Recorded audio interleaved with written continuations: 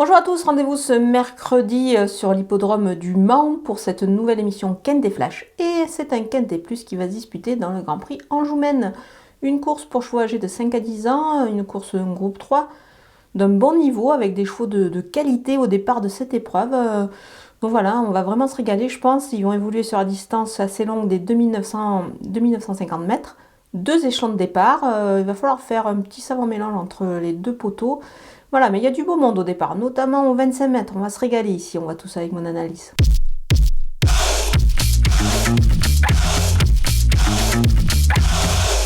On attaque avec mes bases et le numéro 6, Gitano, très bien placé, régulier, pieds nus. On peut dire qu'il a tous les atouts pour lui pour pouvoir réaliser un truc dans cette épreuve. Il va partir avec du premier échelon, du coup, avec 25 mètres d'avance sur, je dirais, pas mal de bons éléments au départ de cette épreuve.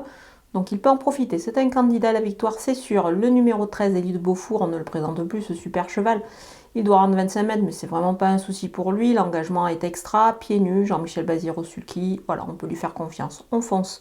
Le numéro 16, Onek, lui aussi, on le connaît évidemment, ce cheval de grande classe. Alors c'est une rentrée, mais attention, l'engagement est superbe. Il devrait pouvoir en profiter ici. Je pense qu'il n'aura vraiment aucun mal à rendre la distance sur cette longue distance, justement. Voilà, il est plaqué des 4 pieds, c'est sûr, c'est pas pieds nus. Mais attention, sur sa classe, évidemment, il fait partie des chevaux en vue. Les opposants avec le numéro 1, Gaspard de Brion. Ce bon cheval peut profiter de sa forme actuellement pour jouer les premiers rôles. Attention à lui.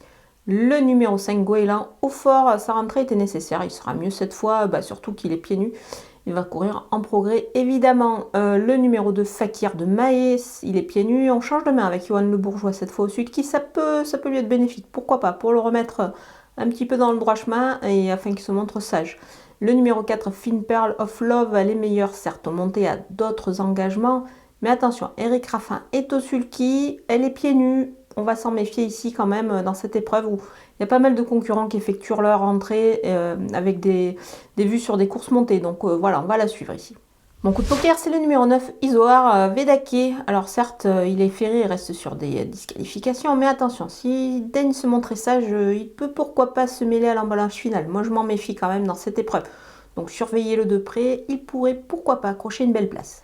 Les outsiders avec le numéro 7, Hip Hop au fort sur sa classe et face à un tel engagement, pourquoi pas, mais attention, c'est sûr qu'il est ferré, il rentre, mais on va quand même le surveiller. Le numéro 10, Firecracker, il a surtout besoin de rassurer, alors là il est pieds nus, mais on le verra plus en bout de piste. Le numéro 12, Étoile de Bruyère, elle est pieds nus comme les dernières fois.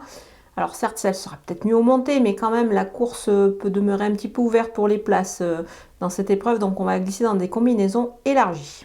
On termine avec les délaissés et le numéro 11, Anna Démol, une rentrée pour cette super jument montée, donc on va attendre ici évidemment.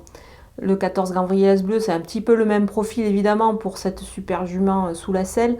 Elle aura d'autres engagements plus favorables par la suite dans sa spécialité, d'autant qu'ici elle est ferrée.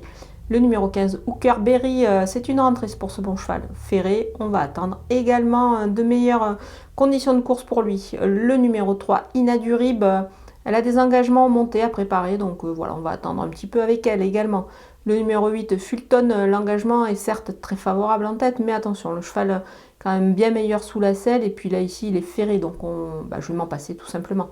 Voilà, on a passé en revue tous les partants de ce Quintet Plus au Mans. Je vous laisse avec ma sélection et mes conseils de jeu.